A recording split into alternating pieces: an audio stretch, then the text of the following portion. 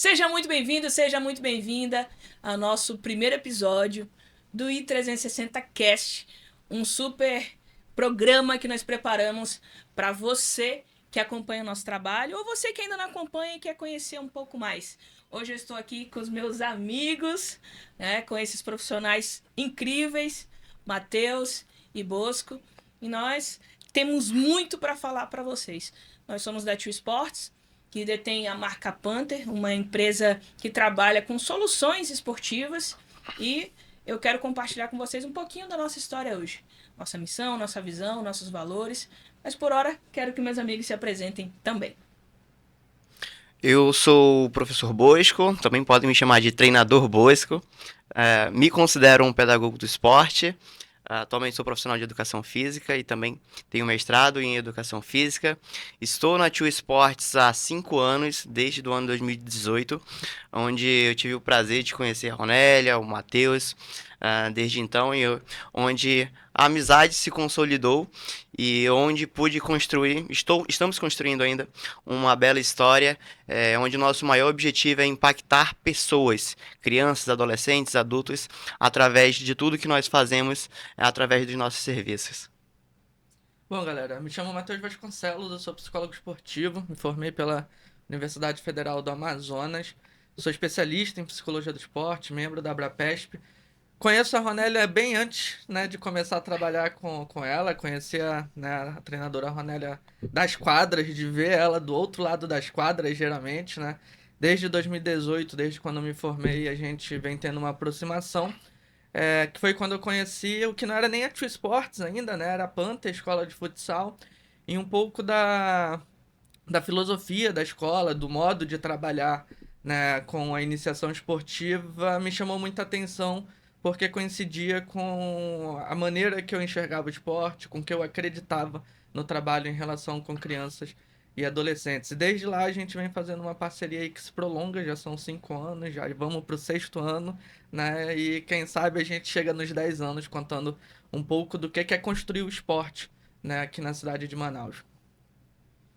Perfeito. E eu sou a treinadora Ronélia, sou especialista em futsal, treinadora também, licença C da CBF, demos um passo aí para a licença C da CBFS, também mestra em Ciência do Movimento Humano.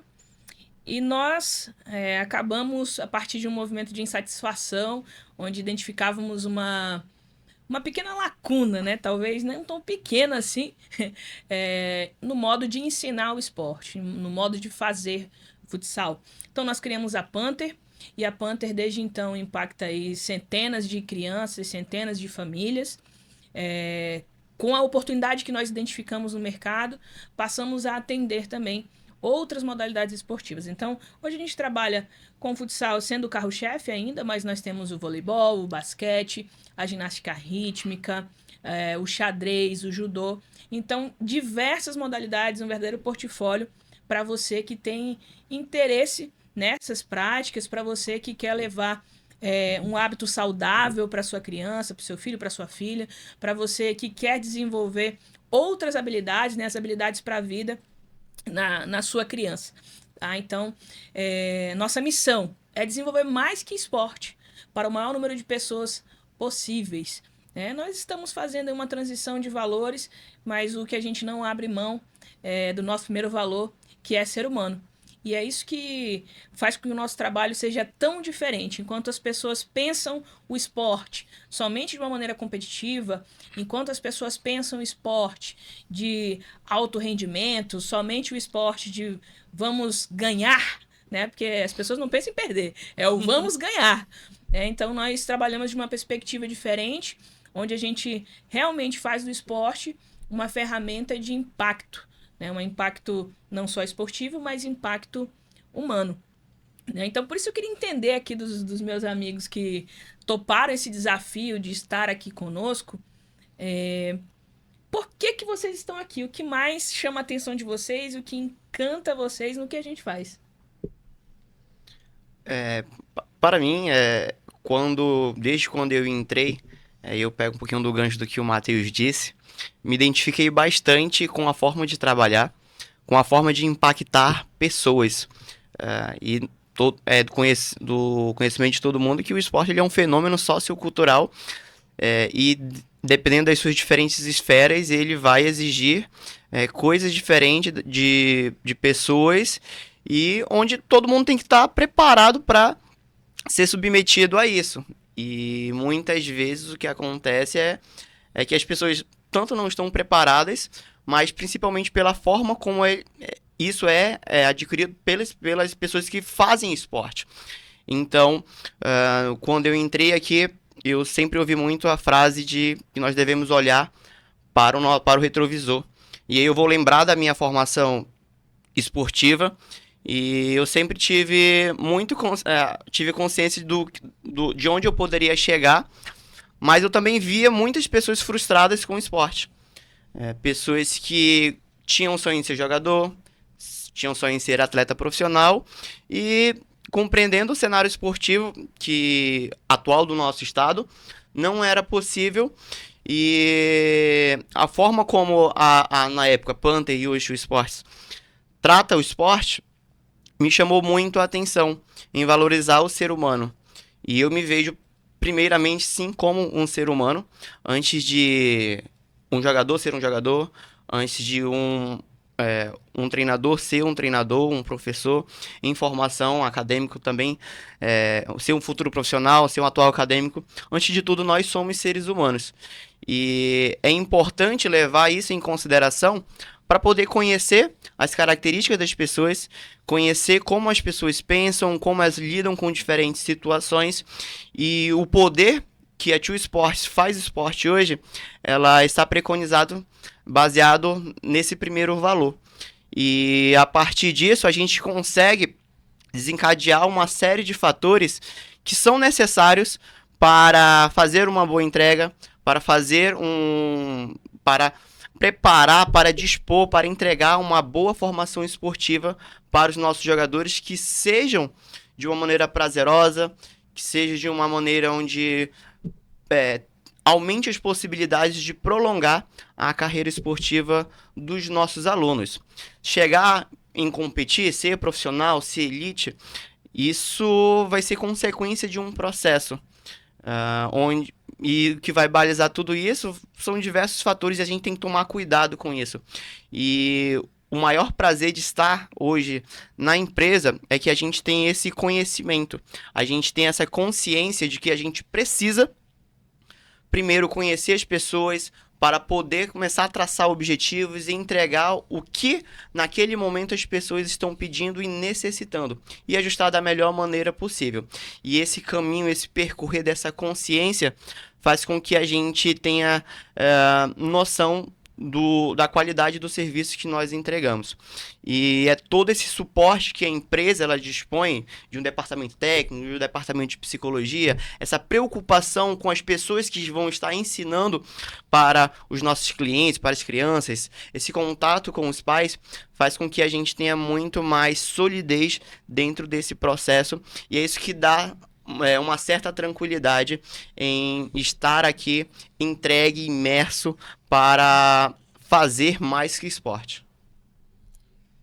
Olha, eu vou responder isso, né, tentando contar um pouco da minha história também, porque morei no Rio de Janeiro até 2005, 2006 aproximadamente, né? Sempre participei de escolinha de futsal, então sempre estava nas competições que ocorriam, né, tanto na Ilha do Governador quanto no estado. E quando eu me mudei pra cá, né, eu acho que o primeiro choque de realidade que eu tive foi, cara, cadê as escolinhas daqui? Cadê as escolas? Cadê os locais de formação, de ensino de esporte, né? E aí eu tive meu primeiro dilema enquanto um jovem que praticava esporte, né? Que é, cara, eu tenho sonho, isso é legal, né? Sempre fui torcedor, né? Por causa daqueles garotos que ficava batendo falta pra ficar acertando a trave a manhã inteira e a tarde inteira, né? E só parava pra almoçar pra depois ficar batendo falta direto. Então, quando eu cheguei aqui, eu falei, cara, o contexto aqui não é que nem lá, não é igual, né? E quando eu entrei na escola, né, eu tava no ensino fundamental na época ainda, eu acho que eu tava pelo sétimo, oitavo ano, mais ou menos, né? Então tinha sempre alguém que praticava esporte e assim, nunca era coisa positiva, sempre eram coisas muito negativas, né, de tudo que acontecia no contexto amazonense mesmo. Aí eu falei, putz, eu tenho duas opções, né? Buscar isso, né? E vamos lá ver, vamos entrar numa escolinha, num clube qualquer aqui, ver qual é. Ou eu posso trilhar o mesmo caminho que minha mãe trilhou, que é, né, vou entrar na faculdade, vou estudar, vou me formar e vou construir minha vida a partir disso. Então foi o primeiro dilema a ver com esporte, né? E que não tem nada a ver com uma questão que é de alto rendimento, que tem a ver com uma questão que. Aí vou lembrar do que o Arthur Borelli falou pra gente no treinamento, que esporte é educação, né? Então, eu acho que o primeiro passo da minha trajetória foi isso, né? Eu vivia o esporte e de repente eu tive que me deparar com um momento que eu tinha que escolher entre investir mais tempo no esporte ou investir tempo na educação. Então, nesse momento, eu tomei a decisão. Entrei na faculdade, comecei a estudar, descobri a psicologia do esporte dentro da graduação, né? Não sabia que existia a psicologia do esporte, comecei a me dedicar à psicologia do esporte. E aí, beleza, me formei, né? Passou a faculdade, vou saltar isso daqui tudo, né? Me formei e comecei a ter minhas primeiras experiências. Minha primeira experiência não foi com a Panta, então eu passei por alguns outros lugares antes e algumas coisas me assustaram, né? Algumas coisas me assustaram e até me fizeram lembrar, né, dessa escolha lá atrás, lá em 2006, 2007, de eu querer escolher uma coisa ou outra. Dentre as coisas que me assustaram é como educação e esporte não andam juntos. Em muitos lugares, na maioria dos lugares, né? E na minha opinião isso é um problema muito grande, porque eu cheguei a ver coisas desde do incentivo ao abandono escolar, o que na minha opinião é um problema muito grande, porque menos de 1% dos atletas se profissionalizam, né? Considerando toda essa leva de crianças e adolescentes em formação. E outra é que as condições ambientais, as pessoas pouco se importavam com essas condições. E aí eu tô chamando de ambiente aqui desde material, desde local de treino e horário de treino. Né? Eu cheguei a ver meninos treinando no sol de Manaus, 11 horas da manhã, meio-dia. Que loucura. Né? Então, assim, você imagina, se um atleta profissional, ele tem que fazer uma parada técnica, né, para se reidratar 3 horas da tarde, 4 horas da tarde, às vezes à noite, uma partida à noite aqui, imagina o que é uma criança, um adolescente jogando nesse horário. Né? Mesmo que seja 1, 2 horas de treino. Então isso me assustou, né? Isso me espantou. Então assim, eu já tinha pra mim, desde aí, que eu não ia trabalhar com iniciação aqui. Eu não ia trabalhar com... Eu tinha isso... Eu acho que eu lembro que tá nas nossas primeiras conversas. Sim. Eu falava, eu não tenho a mínima vontade de trabalhar com formação, pô. Porque eu não acredito nisso, simples. Né? Porque a gente tem a Lei Geral do Esporte, a gente tem o Estatuto da Criança e do Adolescente, a gente tem uma série de diretrizes que diz como a gente tem que cuidar de crianças e adolescentes, né? E o esporte, ele não é um mundinho à parte pra gente desconsiderar essas coisas. Então, quando eu conheci o trabalho dessa mulher aqui, eu falei, opa, peraí, vamos escutar. E aí, uma das coisas mais legais que é a apostila, né, do treino social, né, que é uma apostila que direciona, né, grande parte do trabalho pedagógico que o professor Bosco tem muito mais domínio para falar, né, um dos pilares é a parte socioemocional. Aí eu falei, putz, já tem alguma coisa diferente aqui, já tem uma coisa que é diferente. Então, quando eu olhei isso, né, isso me agradou de tamanha forma que eu falei, cara, vale a pena estar aqui. Vale a pena estar aqui porque... talvez eu enxergue e encontre pessoas que estão trabalhando com pessoas, literalmente, né? E tratando crianças e adolescentes como crianças e adolescentes, né? Que aí eu penso que é o principal desafio de trabalhar com esporte, né? A gente lidar com esses polos, né? Que são formação da pessoa e essa busca por desempenho, né? São coisas que são possíveis de conciliar? Sim. Mas é muito difícil. Mas é muito difícil, exatamente. É muito difícil porque o sistema, né? O sistema humano, digamos assim, é também muito difícil. Quando a gente traz a família para participar, isso se torna um desafio, porque você tem a família que tem um tipo de cultura, existe aquela cultura familiar, o treinador, a treinadora, a instituição também tem um tipo de cultura, né? E conseguir fazer que esses interesses estejam alinhados realmente é muito difícil. Mas a fala de vocês, né? Essa seria a minha segunda pergunta. O Matheus, ele adentrou um pouco mais sobre isso e falou sobre a metodologia, né? Direto ou indiretamente falou sobre a nossa metodologia. E eu sempre digo para as pessoas que a gente começou num processo meio contrário, né?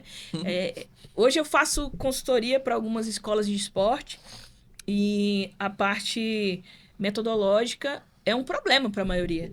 Isso me orgulha do trabalho que a gente faz, porque a gente criou a metodologia primeiro e depois que a gente foi levando outros processos para dentro do nosso negócio. Então vamos falar um pouco sobre a metodologia, sobre a nossa parte socioemocional, tá? A gente fala de habilidades para a vida, as pessoas falam que o esporte é importante para desenvolver um cidadão de bem, que o esporte, enfim, quando leva aquela abrangência mais social, as pessoas falam sobre tirar as crianças da ociosidade, alguns, no caso, que passam por vulnerabilidade social, tirar da marginalidade. Então, a nossa metodologia, ela é para todo mundo. Né? Todo mundo precisa desenvolver aspectos sociais, aspectos emocionais. E a gente faz do esporte, se você for lá na minha bio, faço do esporte a minha forma de impactar. Então essa é a forma que a gente melhor trabalha e que a gente escolheu trabalhar, porque aqui a gente fez escolhas realmente. Então o que a gente faz é com muito cuidado, com muito carinho, né? A nossa metodologia, ela trabalha aspectos como a concentração, a autorregulação, criatividade, comunicação. Só que a gente faz isso não só fora da quadra, a gente faz isso dentro da quadra. E aí é um grande diferencial porque as pessoas não sabem como fazer isso. Enquanto profissionais de educação física, enquanto profissionais do esporte, as pessoas têm um senso comum, por exemplo, usar como palestra para desenvolvimento de habilidades socioemocionais, palestra. Criança vai para aula para ter palestra? Não vai, gente. Criança vai para aula para brincar, para se divertir, para aprender, para exercer do jogo-trabalho. Então, a nossa metodologia, ela tem ali a cereja do bolo, que são os aspectos socioemocionais, e de maneira transversal, por conta de utilizarmos os jogos, a maneira como a gente desenvolve essas habilidades também está dentro do jogo. Que a gente chama de jogo das habilidades ou o momento da sensibilização. Então, dentro das nossas práticas, a gente consegue trazer essas competências, né? Desenvolver essas competências e fazer uma reflexão com nossos alunos. Então, eu queria saber aqui do Matheus e do Bosco, como é que vocês enxergam a nossa proposta metodológica, se vocês conhecem outras propostas, né? E se realmente vocês acham que a nossa ela é um diferencial. Posso ir nessa? Pode. Vamos lá. Primeiro, responder a primeira questão, né? Se eu conheço. Conheço, mas assim, é mais comum conhecer a ausência de propostas metodológicas. Né? Sim. Eu não sei se a gente pode chamar de uma metodologia não ter metodologia. mas isso é o mais comum, tá? E eu tô falando isso porque, assim, se eu for perguntar para um professor o que ele tem de planejamento de trabalho de um mês inteiro dentro da True Sports, nossos professores vão ter, né? Isso, pensando em psicologia, se pensando em qualquer coisa no esporte, na verdade, né? Acaba sendo um facilitador, porque a gente sabe que tem uma direção, tá? Então, assim, conheço muito mais a ausência em diversos lugares do que a presença de uma metodologia, tá? Agora, o que mais me chama a atenção, tá? Se tratando de metodologia, e vai entrar um pouco até aqui no porquê um psicólogo do esporte dentro de uma empresa esportiva, quando a maioria dos lugares, até às vezes clubes, né, que tem milhões, às vezes não tem um profissional de psicologia. Eu acho que lá por volta de 2019, mais ou menos, Ronélia, eu lembro que eu falei pra Ronélia, Ronélia, nosso trabalho tem que ser com os treinadores. Sim. Né? Primeiro, a gente tem um monte de criança e adolescente, um psicólogo não dá conta. É muita gente, né? Só que o papel pedagógico do treinador esportivo, ele é fundamental quando a gente está falando de esporte. Então, legal. Pode ter um psicólogo lá na beira de quadra, mas o psicólogo ele jamais vai substituir o papel que esse treinador exerce. Então teve uma coisa, né, que me chamou a atenção, que era a gente precisa pensar em como desenvolver os nossos treinadores, porque a gente tem a metodologia, legal, mas a metodologia ela é exercida por uma pessoa, por um humano, que precisa estar bem, né, que precisa estar bem não só no aspecto de saúde mental, de qualidade de vida, mas precisa estar bem no sentido de entender o que ele está fazendo e o porquê ele está fazendo aquilo, né? Então, quando nos últimos anos, né, pensando no departamento de psicologia da True Sports, a gente veio adentrando estratégias de cuidado com os nossos treinadores, né? Como, por exemplo, a gente teve ao longo desse ano, né, o programa de aceleração de treinadores na iniciação esportiva.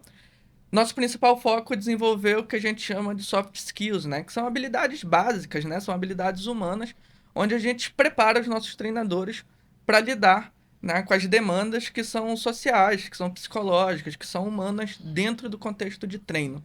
Então, assim, quando se tem uma metodologia, um profissional de psicologia ou de qualquer outra área tem a condição de pensar um ambiente de preparação, de educação de crianças e adolescentes de uma maneira técnica, de uma maneira teórica, de uma maneira científica e de uma maneira que é humana, que é preocupada com a criança. Eu estou falando do treinador, mas veja bem, a minha visão, o meu olhar, ele é centrado na criança. É cuidar do treinador para que o treinador cuide da criança, né? Então, se a gente tem uma metodologia, a gente consegue dedicar mais tempo, mais preocupação, né, em oferecer o melhor para os nossos treinadores, para que eles ofereçam o melhor dentro das quadras dos ambientes de trabalho que a gente tem hoje. Quando a gente começa a falar sobre proposta metodológica, a gente... É impossível não falar de proposta metodológica sem levar em consideração aquele que vai estar ali direto para aplicar. A gente não pode falar de uma proposta metodológica que seja focada na criança, centrada na criança, como o Matheus bem disse, se eu não tiver pessoas capacitadas, qualificadas, que compreendam tanto do esporte quanto sobre o ser humano, sobre criança, adolescente, o poder dessas relações. E, incontestavelmente, a gente vai ter que falar sobre treinador. Como eu sou da pedagogia do esporte, da educação física, eu conheço algumas propostas metodológicas e entra na discussão sobre o que é modelo de ensino, o que é abordagem pedagógica. E dentro da educação física existem muitas. Existe o TGFU, Game Sense, existem muitas propostas que são baseadas no jogo, mas não acredito que tenha uma tão completa quanto é a metodologia I360, porque a gente já começa a tratar não somente do esporte, mas a gente começa a aliar o que o esporte tem. E há em relação aos autores da pedagogia do esporte, uma grande discussão que fala sobre o esporte é esporte, e já tem outras pessoas que falam que o esporte é um reflexo da vida, e tem pessoas que separam, mas eu gosto sempre de dizer que esporte é vida. O que acontece dentro do esporte não está separado do que acontece na vida, e por que não utilizar o esporte para impactar a vida? E é o que a gente faz aqui, a nossa proposta, ela preconiza isso, de que a relação que o treinador vai ter com o aluno, com o jogador, seja baseada nesse poder da relação, onde eu tenho um treinador, ser humano, onde eu tenho uma criança, que é um ser vivo, um ser humano também, e a gente precisa aliar essas duas coisas para que a gente realmente potencialize tanto o ensino das habilidades técnico-táticas, quanto essas habilidades para a vida. E não me lembram de encontrar uma proposta que realmente que venha a ter ali essa proposta pedagógica, que venha se preocupar com essa parte técnico-tática, e uma proposta que venha estar aliada com essas habilidades para a vida. Ou está centrado ali nas habilidades para a vida, ou está centrado nas habilidades ali técnico-táticas do próprio jogo, do próprio esporte. E eu gosto muito de falar sobre o jogo-trabalho, que a Ronelli já citou aqui, porque a gente consegue aliar essas duas coisas. A gente consegue, através do jogo, porque ele é prazeroso, ele é divertido, ele tem coerência com o que acontece no jogo, ele é representativo. Não tem como, utilizar um exemplo de matérias regulares aí. Não tem como eu ensinar matemática sem falar de números. Não tem como eu ensinar a língua portuguesa sem utilizar letras, alfabeto, frases e os conteúdos que estão associados. E não tem como eu ensinar esporte sem falar do jogo. Porque o esporte, antes de tudo, ele é um jogo. Então, não tem como a gente falar disso. Só que, ao mesmo tempo, eu não posso falar de esporte, de ensinar esporte, sem levar em consideração de que quem joga esporte são seres humanos. Então, eu também tenho que desenvolver aspectos que são inerentes aos seres humanos, que são exigidos tanto na vida, quanto também no esporte. E aí eu vou utilizar o exemplo da concentração. O Matheus, em suas redes sociais, falou uma vez sobre a disputa de pênalti, não é? Uhum. Essa questão de concentração, autorregulação. E aquilo é algo inerente daquele momento do jogo. É De uma contextualizado, partida. né? Oi? Sim. Tá totalmente contextualizado. Exatamente. Só que eu também preciso de concentração para responder uma atividade da escola, para estudar para uma prova de uma disciplina, para estudar para o vestibular. Perfeito. Então o esporte, é por isso que eu digo que o esporte é vida. E é importante a Ronelli falou sobre essa questão da mudança do cenário de ensino. Eu ainda consegui pegar uma parte da minha vida onde eu joguei na rua. Inclusive, tive o prazer de trabalhar quando eu entrei na Panther, o coordenador técnico na época era um amigo que eu joguei futebol na rua.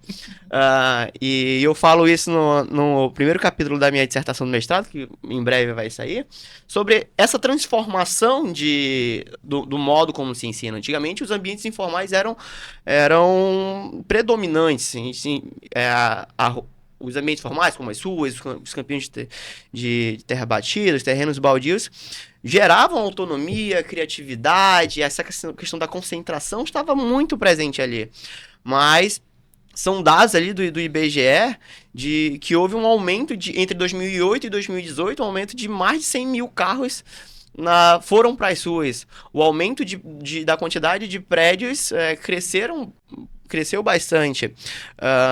Já mesmo no final do século passado, a quantidade de acidentes de trânsito, os acidentes de trânsito matavam mais que propriamente a criminalidade. Então, a gente se vê de um modo, a gente entra em um paradigma onde a gente tem que trazer o que acontecia ali na rua e ajustar para ambientes formais, só que ao mesmo tempo contribuir com essa questão da formação do ser humano. E possivelmente era uma coisa que, com essa questão dos ambientes informais, não predominavam muito, mas o motivo que faz com que os pais tirem as crianças das ruas para os ambientes formais, para as escolas, são motivos como segurança, formação do próprio indivíduo, e é uma coisa que também está muito ativa, é uma discussão entre obesidade, sedentarismo. As crianças não querem mais tanto jogar na rua, descer para a quadra, mas querem ficar mais no mundo virtual. E esses são os principais motivos. Então, as escolas formais, elas têm esse objetivo também de contribuir com a formação. Por quê? Porque os pais querem isso. Então, a metodologia 360 também se preocupa com isso, porque nós vamos ter clientes diretos e clientes indiretos. Vamos ter jogadores que vão estar ali em contato conosco, mas vão ter alguém que vai estar por trás, que são os responsáveis por levar até nós. Então, a gente tem que associar e saber conciliar isso de uma maneira completa, íntegra e que seja de um modo genuíno. E a nossa proposta metodológica, ela vem muito disso, de aliar o desejo dos jogadores, o desejo dos responsáveis, com o que nós acreditamos que é fazer esporte. E é por isso que eu digo que a metodologia 360 ela é a mais completa, porque a gente se preocupa tanto com os aspectos socioemocionais, porque a gente está lidando com seres humanos, mas também com os aspectos técnico-táticos, que é ensinar bem o esporte. E que seja... tenho que pontuar uma coisa justa aqui. A gente está falando muito de ser humano, só que a gente não esquece que a nossa missão também é ensinar esporte. É ensinar um jogador a jogar bem futsal, a jogar bem vôlei, xadrez, basquete. E a nossa metodologia também contempla isso. É por isso que eu digo que a gente tem esse equilíbrio perfeito. Legal. Então, vocês viram aí que a gente falou de metodologia. A gente falou sobre o PAT, que é o nosso programa de aceleração de treinadores. Foi um projeto muito interessante, né, na verdade, dentro da nossa empresa. Nós falamos aqui, né, o Matheus falou sobre o departamento de psicologia. E eu quero que o Bosco, nesse momento, fale um pouco mais sobre o nosso departamento técnico e, na sequência, eu quero que vocês falem um pouquinho sobre esse diálogo, né? Como é que funciona esse departamento técnico com o departamento de psicologia? Porque eu penso que foi uma decisão muito acertada quando sentamos, analisamos as possibilidades. A nossa empresa ela é móvel, né? Eu sempre digo isso para eles. Nós somos móveis porque nós vamos até o local, atender aquela família, atender aquela criança, né? Entregar aquele serviço. E, nesse sentido, o desenvolvimento da nossa cultura, o desenvolvimento dos nossos profissionais, o desenvolvimento do nosso trabalho em si, ele acaba sendo ainda mais desafiador. A gente não se encontra todo dia. Então, nós vamos analisando o cenário e criando alternativas para que funcione muito bem. O departamento de psicologia, o departamento técnico, o PAT, a metodologia, tudo isso são estratégias, no fim das contas, para a gente fazer bem o que a gente se propõe. Então, Bosco, por favor, um pouquinho do departamento técnico e como funciona esse diálogo entre os dois departamentos. É importante salientar que o crescimento que a Tio Esportes vem tendo no mercado exige melhor preparação para poder conseguir entregar com qualidade o que nos propomos a fazer. Atualmente, o departamento técnico conta com 3 coordenadores e um diretor, que sou eu. Nós temos um departamento voltado, uma coordenação voltada para o futsal, uma coordenação voltada para o vôlei e uma coordenação voltada para a dança.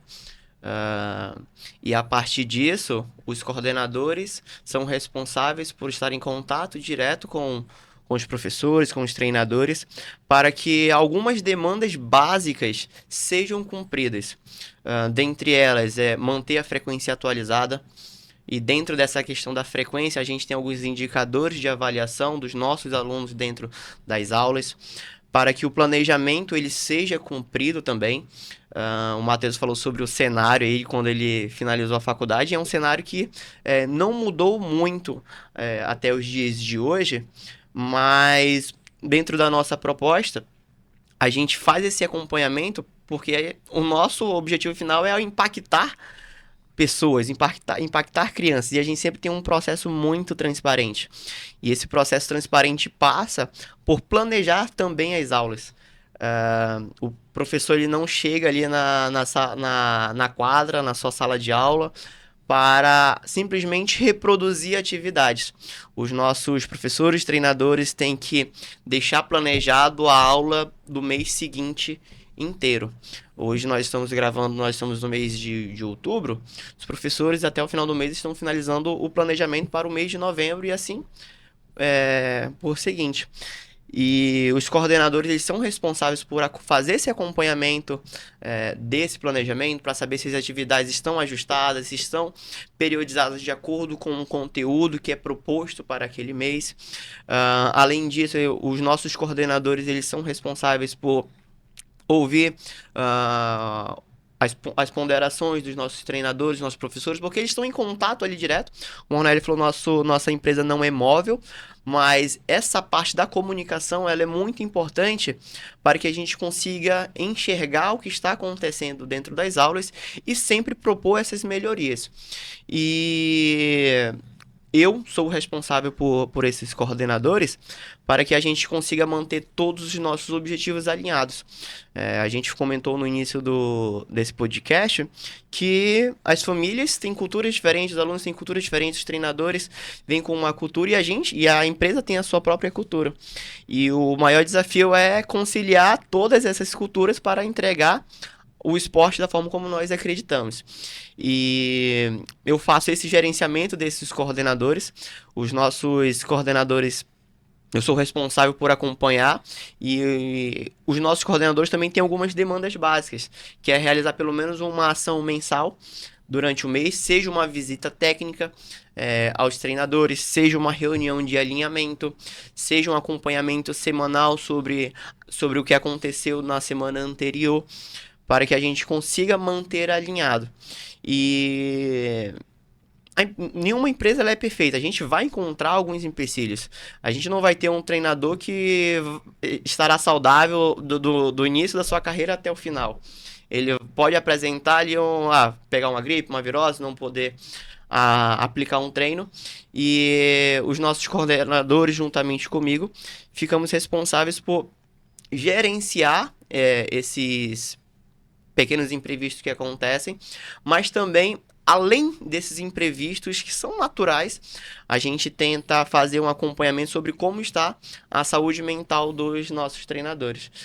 E é aí que entra o nosso diálogo com o departamento de psicologia, porque quando a gente começa a perceber que um treinador está com dificuldade de realizar o seu planejamento, está com dificuldade de realizar realizar as frequências, a periodização, a gente entra em contato com o departamento de psicologia para que eles possam nos ajudar com estratégias de como conseguir se organizar melhor, como gerenciar melhor o tempo, ou então quando há algum conflito de algum treinador, de algum professor, a gente repassa a mensagem para o departamento de psicologia, a gente dialoga para que novas estratégias sejam traçadas para que esse cuidado com a saúde mental ela venha também ser priorizada. E quando a gente tem uma demanda mais alta, a gente tem a Panther Cup, que é o maior evento do futsal, da nossa marca de futsal, chegando. E a gente entende que é um momento de tensão, porque a gente vai ter ali uma boa parte dos nossos alunos em sábados seguidos, em nível, em ambiente de competição, e a gente entende que isso é uma demanda psicológica que necessita de atenção.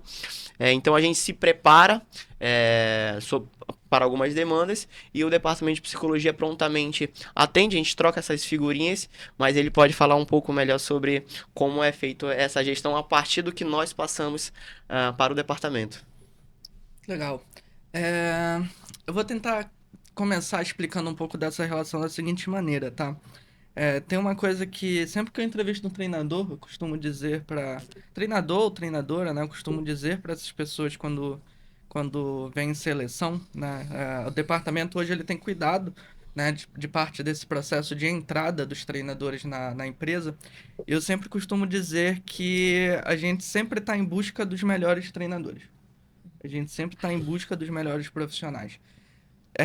Não estou dizendo que isso é uma condição, né, da pessoa ser a melhor, mas quando a gente inicia esse processo de entrada de um profissional, eu sempre costumo ressaltar que a gente gostaria que essas pessoas elas acreditassem que podem ser as melhores profissionais.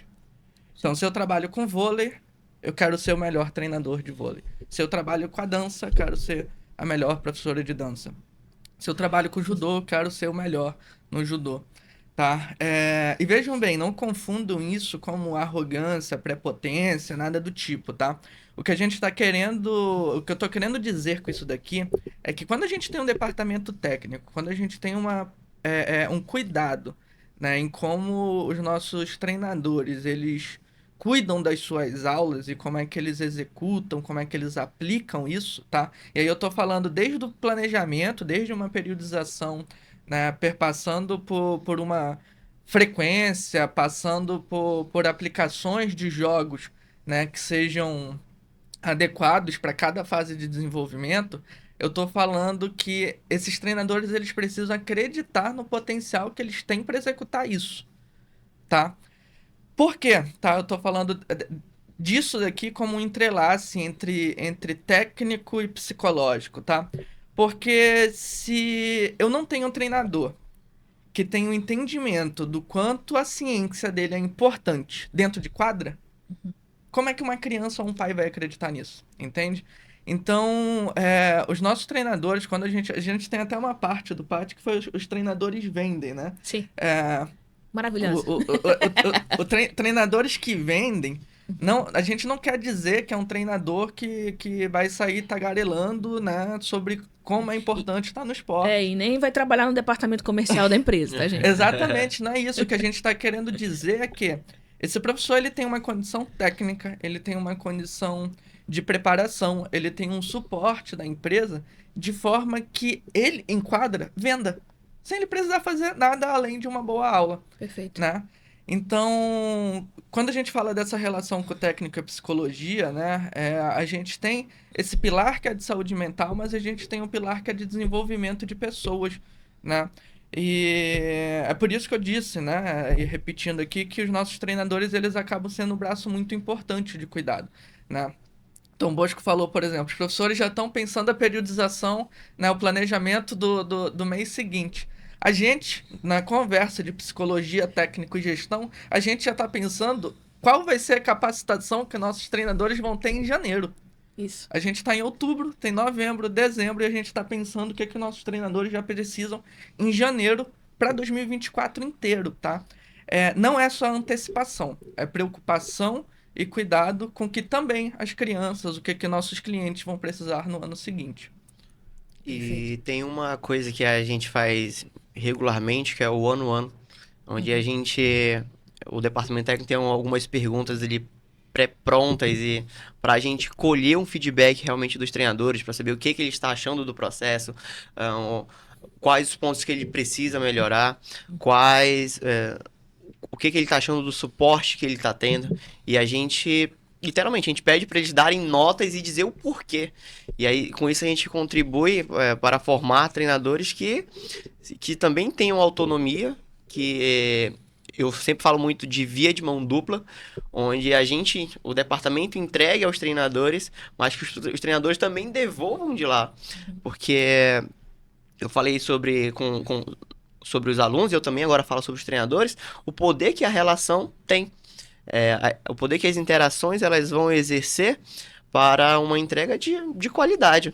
Porque se eu tenho um departamento técnico que apenas abastece, que apenas joga informações, um departamento que apenas exige, que cobra, mas que não ouve os treinadores, a gente vai ter uma balança aí desequilibrada e, consequentemente, vamos ter mais chance de ter profissionais insatisfeitos, e profissionais insatisfeitos vai refletir dentro da quadra, com aulas que não vão ter qualidade, e uma hora a corda arrebenta mesmo, porque vai ter reclamação de jogador, vai ter reclamação de pai, e isso vai impactar em todo um ecossistema. Então a gente sempre preza por essa via de mão dupla, para que a gente tenha transparência no processo, para entender quais são os desejos, as satisfações, as insatisfações dos treinadores, para que a gente possa melhorar. E é por isso que a gente sempre pensa nessa questão da antecipação, do planejamento para 2024, sobre como está o nosso cenário hoje, e sempre olhando naquilo que a gente precisa melhorar. Uma coisa legal que você está falando em relação a isso é que veja bem como é que ter uma metodologia, ela impacta em tudo que é processo, né? O departamento é técnico, mas ele não tem preocupação técnica só. O departamento é psicológico, mas ele não pode se preocupar somente com o psicológico, né? Então, a metodologia que se aplica, né, de desenvolvimento para os nossos clientes, para as crianças e adolescentes, ele acaba impactando toda a cadeia de gestão também. Então, tudo tem que ser 360 no final das contas. E assim, tem mais alguns... Nós já falamos de bastante atividade, né? Bastante processos que nós temos dentro da True Sports. Mas nós temos mais, tá? Temos mais. E o que eu gostaria de compartilhar, e vocês não me deixem esquecer, porque o nosso tempo ali no relógio está correndo. São mais algumas atividades alguns processos, atividades como queiram, que nós implementamos na True Sports. E eu sou suspeita para falar porque eu sempre sinto muito orgulho do que a gente faz, né? Mas esse ano nós implementamos o que nós chamamos de SH, que são as Sports Homework, que são as tarefas de casa do esporte, tá? Essas SH é uma forma que a gente encontrou de fazer com que os nossos alunos e alunas conheçam um pouco mais da modalidade que praticam, a fim de que se tornem realmente fãs daquele esporte. No fim, além desse engajamento, vão virar consumidores dessa modalidade. É a nossa contribuição também, direta ou indireta, para a indústria esportiva. E, nesse sentido, eu queria entender do Matheus e do Bosco o que eles pensam sobre a SH, dessa implementação, qual o olhar deles para a nossa SH, né, que a gente procura fazer também dela um momento para a família. Então, o nossa aluna leva ali a tarefinha para casa relacionada ao esporte, uma vez no mês, não dói, tá? Uma vez no mês. E, de repente, eu tenho um pai, tenho uma mãe sentando ali com seu filho e com a sua filha para falar sobre o esporte que ele ou que ela pratica. Eu tenho uma avó, tenho um avô. eu faço um momento desse momento também da família, e certamente um momento que vai ser lembrado por essa criança, vai ser marcado na infância desse nosso aluno. Eu nasci um ano antes do falecimento do Ayrton Senna, né? Curiosamente, Ídolo. mesmo não tendo visto Ayrton Senna, eu tenho memórias de Ayrton Senna como se eu tivesse visto Ayrton Senna. Uhum. Eu nunca vi Ayrton Senna correr, né? Eu lembro de domingos como se eu tivesse vivido domingos de Ayrton Senna. Isso porque, mesmo após o falecimento do Ayrton Senna, eu me lembro que era comum toda a minha família acordar cedo de manhã para assistir Fórmula 1. Cedo, cedo. Então eu lembro, assim, né? Tanto da música da vitória, né? Então eu lembro de tudo, sempre muito cedo, né? Cafezinho, tudo. Família toda reunida, então reunia todo mundo para ver Fórmula 1. E com o tempo isso foi, né, desaparecendo um pouco da... Eu acho que no Brasil inteiro, né? Por conta da ausência de um ídolo, de uma representação. Quando você fala das tarefas de casa, é bem interessante, porque eu vejo como uma tentativa de resgate de uma cultura que as famílias têm perdido, que é de acompanhar o esporte, de entender o que é o esporte, né? Então, quando uma criança se engaja, em entender, por exemplo... Eu vou dar um exemplo aqui do que pode ser uma tarefa para casa. Uma criança, um adolescente do futsal, uma turma, ela pode ter de tarefa para casa, por exemplo, quem foi campeão da última liga de futsal. Perfeito. Né? Ou então quem é o capitão do Magnus, uma das principais equipes do país. Essas crianças, elas vão sair com aquilo atiçada. Pô, quem é? O que é isso, né? O professor, ele pode contar o que é o Magnus, o que é a equipe. Ela vai para casa, né? Conversar sobre isso com a família. Quando a gente faz esse movimento, eu vejo muito no sentido de tentar resgatar uma cultura que a gente perdeu, em grande medida, tá? Perdeu porque crianças e adolescentes hoje tomam uma chuva de informação, né? Estão com celular, estão com um monte de coisa, então assim, é muita informação bombardeando, o que é muito ruim no sentido de saúde mental para crianças e adolescentes, tá? Então, quando a gente passa essas tarefas, é pensando tanto no engajamento, mas em como crianças, adolescentes e famílias podem criar um estado de interação e de interesse por uma modalidade. Então, a gente não quer somente que ocorra de uma criança ir para a quadra, treinar e acaba o esporte ali na vida dela depois que ela sai. Perfeito. A gente quer que o esporte, de fato, ele entre nas casas, eles estejam presentes na vida das pessoas, né? Então, eu vejo que isso é uma metodologia, é uma estratégia, né, de a gente tentar reconstruir algo que há muito tempo a gente vem se descuidando. Né? E eu penso que é por isso que a relação hoje do brasileiro com diversos esportes, ela tem sido mais fragilizada. Hoje, por exemplo, a gente vê o brasileiro muito mais atacando seus atletas de diferentes modalidades, porque a gente tem perdido o vínculo com o que é a essência do esporte, né? A gente tem perdido o vínculo porque a gente se distancia.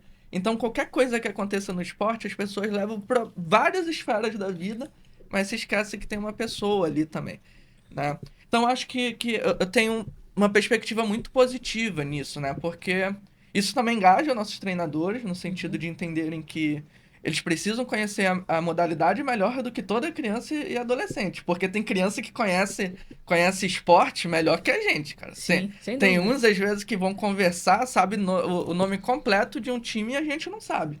Isso. Né? Então, eu penso que é interessante nesse sentido. Eu penso que isso tem o poder, né, de a gente conseguir trabalhar para além do esporte, né? A gente acaba alcançando a família e, quem sabe, até fortalecendo um vínculo família-criança que às vezes vai se perdendo no cotidiano, vai se perdendo no dia a dia, porque tudo é trabalho, tudo é escola, tudo é problema, é fazer mercado, é não sei o quê, é levar o cachorro.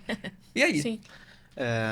Eu já falei que o esporte é vida, que o esporte é um fenômeno sociocultural, e eu quero começar responder essa pergunta com uma situação que aconteceu uma certa vez comigo dentro de umas unidades de escola formal que a gente trabalha. que a gente presta serviço, eu cheguei na escola e tinha um grupo de alunos, ali esse quarto, quinto ano do Fundamental 1, falando sobre times. E o jogo deles era, eu vou falar o país e a cor do brasão da equipe e aí todo mundo tem que adivinhar. E aí, cheguei, conversei com eles e eles gostam muito de falar tio. Falaram, tio, eu vou falar aqui pra você vai ter que adivinhar. E na minha infância eu também fui muito ligado a isso. Eu pegava, eu e meu irmão, a gente pegava os esmaltes da nossa mãe, pegava uma tampinha, uma caixinha de sapato e fazia o jogo mesmo. Às vezes cobrava falta, o Matheus falou que gostava de cobrar falta, né? Só pra deixar claro, a gente não vai pedir pra ninguém pegar esmalte. Não, Tá? exatamente. Foi o meu, naquele contexto, a gente fazia daquilo o consumo do esporte, ainda que de maneira inconsciente. E aí teve uma que eu fiquei assim, foi difícil de lembrar. Ela falou assim, tio, é um time da Itália que parece com o escudo do Sampaio Corrêa. Sampaio Corrêa é o time do Nordeste, mas a cor predominante é verde e preto. E aí eu fiquei, eu falei assim, Sassuolo. Ela acertou, tio. Mas antes de responder, eu fiquei me questionando, será que ela vai saber que é o Sassuolo? Quando eu falei, ela falou assim, cheio, é isso aí mesmo, tio. Então, são formas de manter essa relação com o esporte fora, porque o esporte que a gente pratica não se limita apenas ali às 4 linhas, na quadra, na sala, no tabuleiro de xadrez. É necessário que a gente crie essa conexão fora. E assim como o Matheus, eu também tive muito essa conexão na minha infância. A primeira lembrança que eu voltei de futebol foi do Santos, de 2002, ganhando o Campeonato Brasileiro, das pedaladas do Robinho, depois da Copa do Mundo. Antes disso teve a Copa do Mundo. E eu tenho muito fresco na minha memória ainda a Copa do Mundo de futsal de 2004, do Neto chutando a bola no travessão ali, chorando, e em 2012 dando a volta por cima.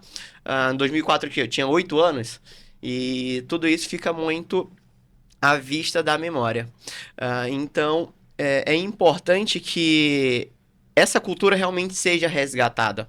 E a gente já falou muito aqui sobre família, já falamos sobre crianças, e agora é importante que a família esteja presente nessa construção.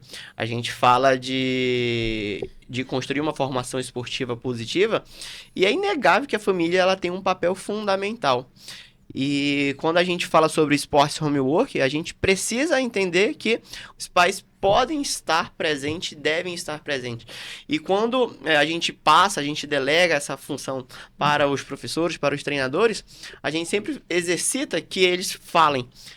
Pede ajuda do papai, pede ajuda da mamãe, se tem um final de semana, porque isso vai ser um estreitamento natural e que vai trazer boas lembranças. A gente vai lembrar, futuramente o aluno vai lembrar de que eu conheci mais sobre o futsal, eu conheci mais sobre a dança, eu conheci mais sobre o xadrez, porque eu tive a ajuda do meu pai, ele sentou comigo, me ajudou a pesquisar.